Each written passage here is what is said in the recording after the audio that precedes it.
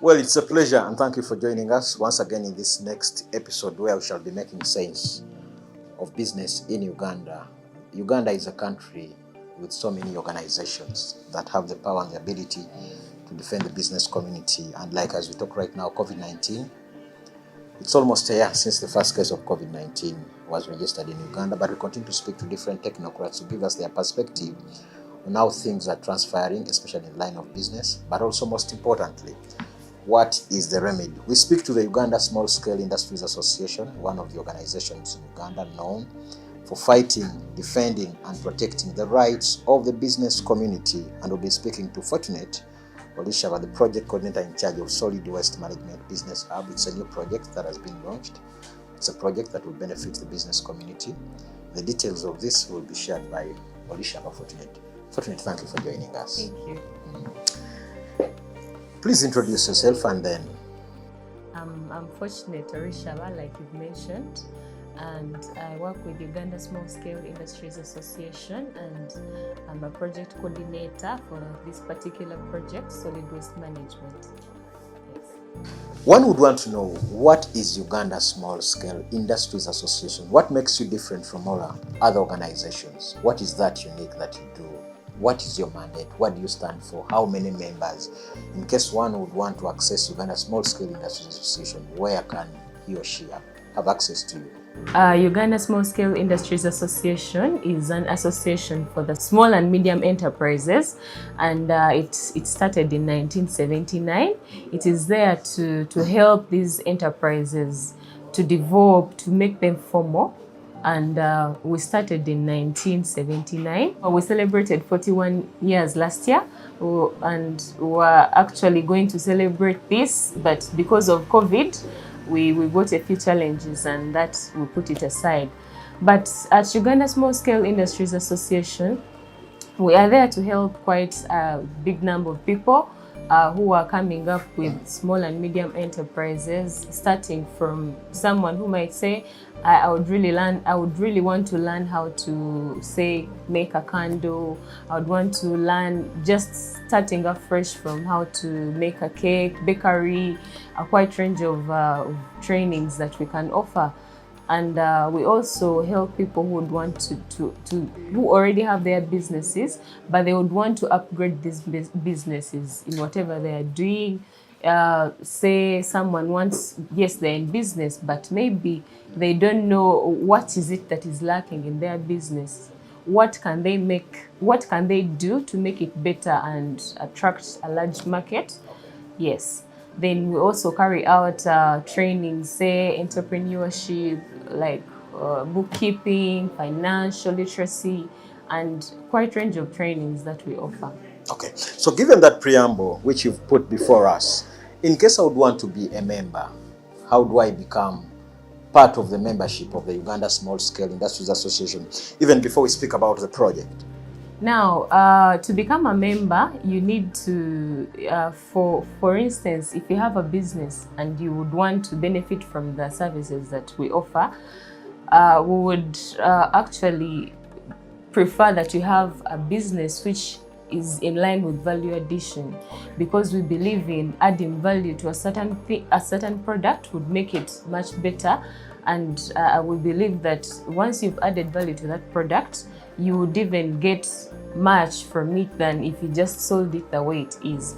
So for someone to become a member of Uganda Small Scale Industries Association, they can visit our head offices at Nakawa, Umasho Grounds, next to Pride Microfinance Bank, or they can go to our website and download the application form.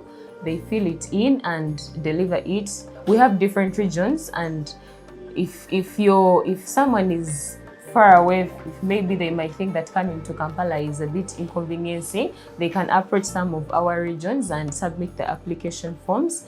They can come along with their certificate of incorporation and pay a minimum fee of 100,000, and we have other categories as well. But for startups, they can do with 100,000. Okay, very beautiful preamble. You've talked about value addition. If you don't mind, could you give us an example of when you talk about value addition? What exactly are you talking about? Could you kindly give us some of the examples? Okay, when I talk about value addition, we look at it in this perspective. For example, we always see people selling meat. Someone comes and sells meat, and some people do not have an idea that you can also do value addition on meat.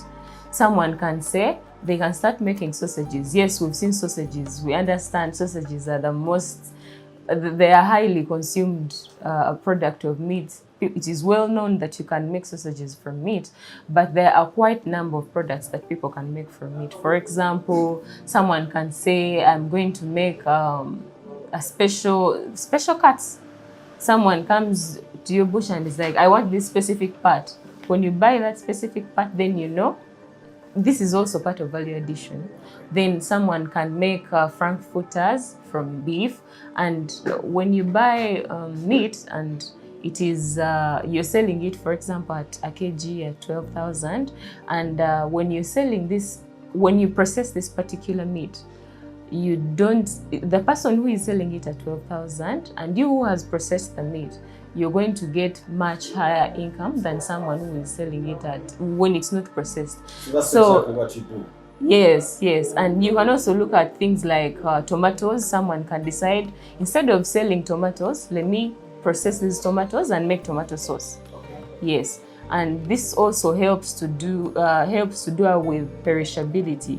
Some of the products are really perishable and you can't keep them for so long. So when you add value to the tomatoes and you get tomato sauce, then that is value addition.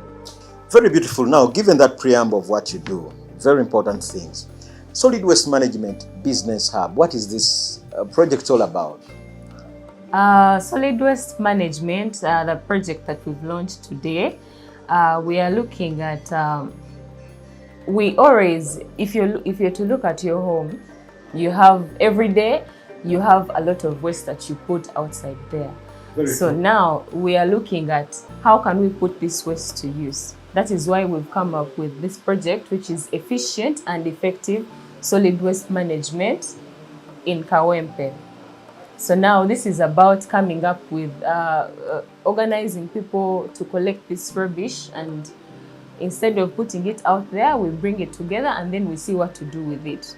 Yes. So where are we picking sense out of this? This is just wasted. So how are we going to turn it into something very important? It can be just waste, but it's not just about waste.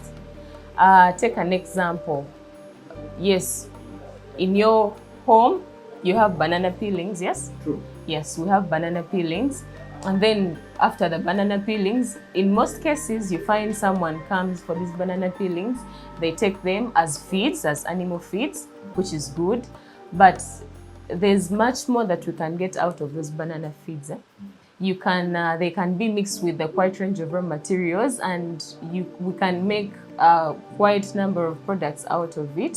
For instance, we can make briquettes out of the banana peelings and any other raw materials, which can be used, and out of these banana peelings, we are conserving the environment. At the same time, we are getting a product out of it.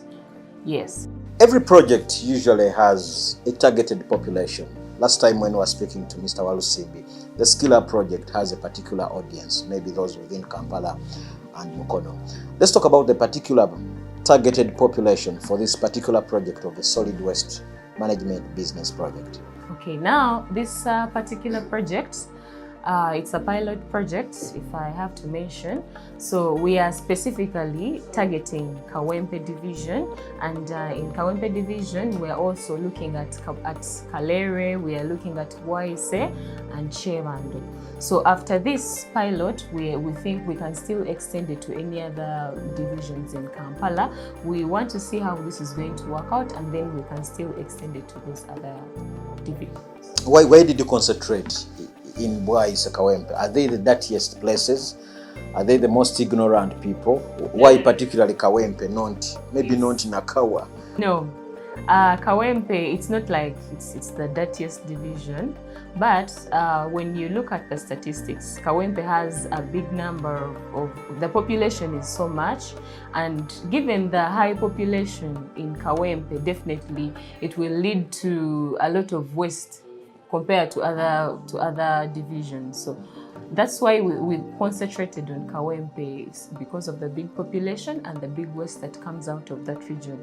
Even I understand sometimes when you're passing in Kawempe, you can see all the rubbish that is there. Yes. So the targeted population coverage, you said it's only Kawempe area where you'll be doing this project. There must be outcomes at the end of the day. It's only an ignorant person who does a project and is not expecting any outcomes. What are some of the outcomes as Uganda Small Scale Industries Association you are looking up to? Okay, now as Uganda Small Scale Industries Association, like I mentioned, we've been in existence for 40 years. So one thing that has made us keep in existence for all that long is that we value sustainability. So for us to achieve this sustainability, we don't just carry out, because now we are going to come up with business groups, and these business groups will be mostly composed of women. And now these women, we are going to train them. We are going to train them on how, from scratch, how can I make briquettes out of solid waste. So now we want this woman who just has passion for maybe conserving the environment, and they also want to make ends meet. So when we get these women, we put them in groups, and after putting them in groups, we can like I've mentioned, to make a business hub for these women. So you have a line of production right straight away from when you bring the raw material, the banana peelings, this waste that comes from wood, straight away from the first point up to the end point. So you have a quite number of machines that you can use to from the first step up to the last step. So our main focus is when we put a line of production, maybe women from Kawempe, even the youth, they can bring their waste after sorting it, and then after bringing it, they can produce these briquettes and then take these briquettes out to the market. Okay. Yes. Yeah, I will still ask this. To what extent are the people involved in this? This seems to be a people's project. Yes. To what extent are they involved? Because at the end of the day, however good it is, if they are not involved in this project, the project cannot be successful. So to what extent are they involved in this kind of project? We've also faced this challenge. We've had members in waste management, particularly making briquettes, and it's been a bit challenging for people to appreciate the use of briquettes. Someone would rather tell you, instead of using briquettes, no, I would rather use this charcoal from firewood, because maybe in most cases you find someone selling briquettes and they are not really of good quality. So the moment you use it for the first time, your mind is off. You're like, no, I cannot use this. So we are carrying out sensitization meetings and to the communities to explain to them the beauty about using briquettes and to help them appreciate that briquettes are actually much better than the charcoal from firewood. Yes.